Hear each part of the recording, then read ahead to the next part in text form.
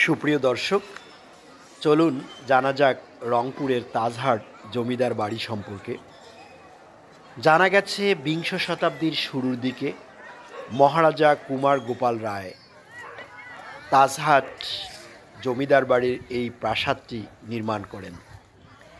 এটি নির্মাণে সময় লেগেছিল প্রায় 10 বছর। আর মহারাজা পেশায় ছিলেন স্বর্ণকার।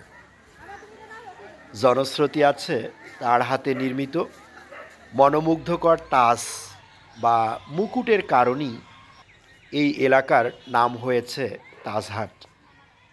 বাড়িটি তাজহাট জমিদার বাড়ি নামে পরিচিত হয়েছে।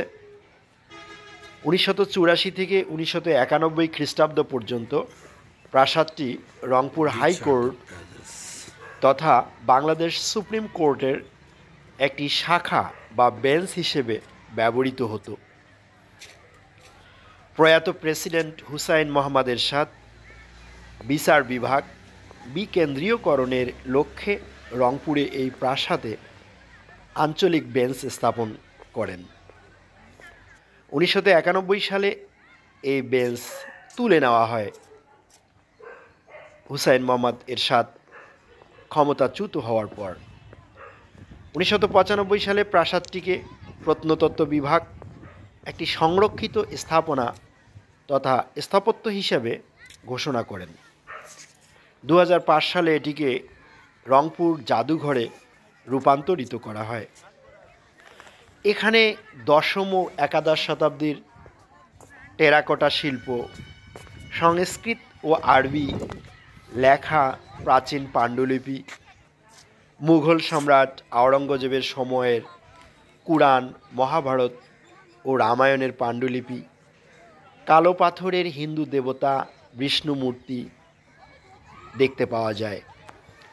এখানকার সবথেকে আকর্ষণীয় বিষয়গুলোর মধ্যে অন্যতম একটি বিষয় হলো নানা প্রজাতির নানান রঙের ফুল এবং বিভিন্ন উদ্ভিদকে কেটে সেটে নানা বস্তুতে রূপদান।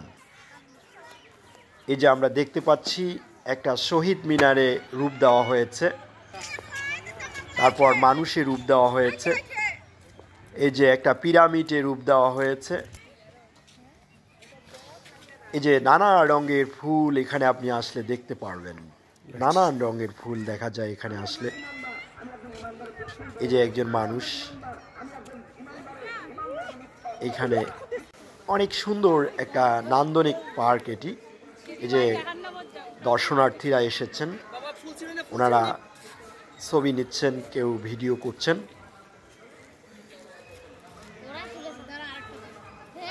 এখানকার সব থেকে মনোমুগ্ধকর বিষয় হলো এখানে আসলে আপনি নানান রঙের নানান প্রজাতির ফুল দেখতে পাবেন এবং বিভিন্ন উদ্ভিদকে কেটে ছেটে নানাবিধ বস্তুতে রূপ দেওয়া হয়েছে, এটা দেখা যায়।